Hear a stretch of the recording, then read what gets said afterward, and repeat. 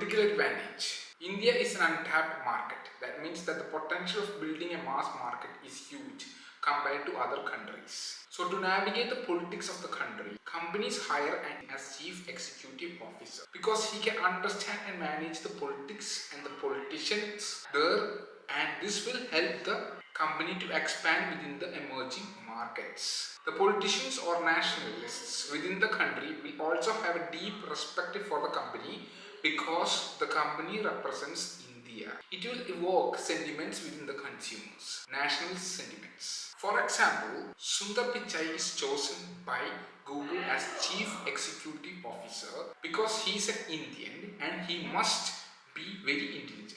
India rocks. We Indians are hardworking, smart people. If you believe in the story, I feel sorry for you. Point number 2. Territorial advantage. If you know the terrain you are dealing, the people in your terrain, you have a better understanding of the market.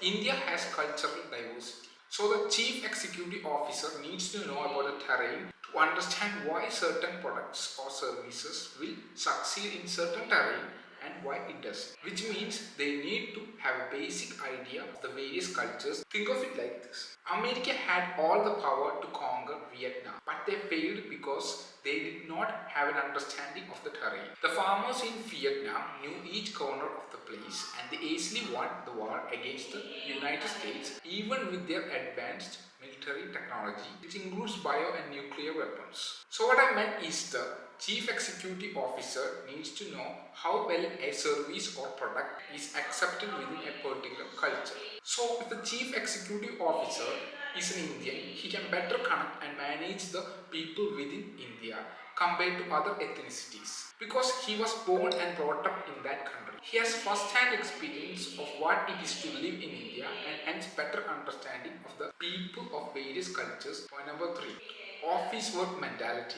Indians are good at office work, which includes management roles because they are educated like that from very young. The board of MNCs or multinational companies wants a muppet that will need to manage and report about the company.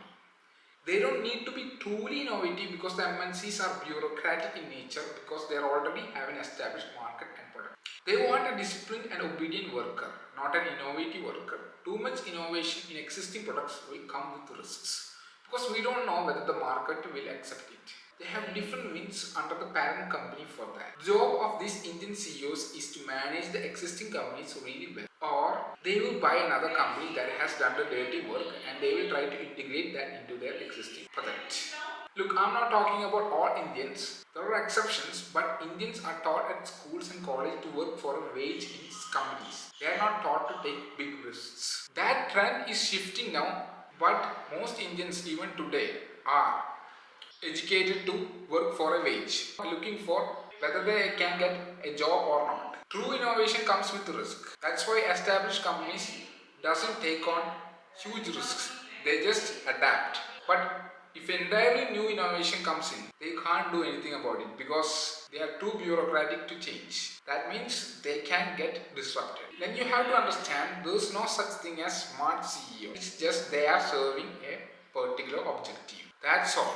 And if you love this video, kindly subscribe and hit the like button. Thank you. Have a nice day. Sending skill out.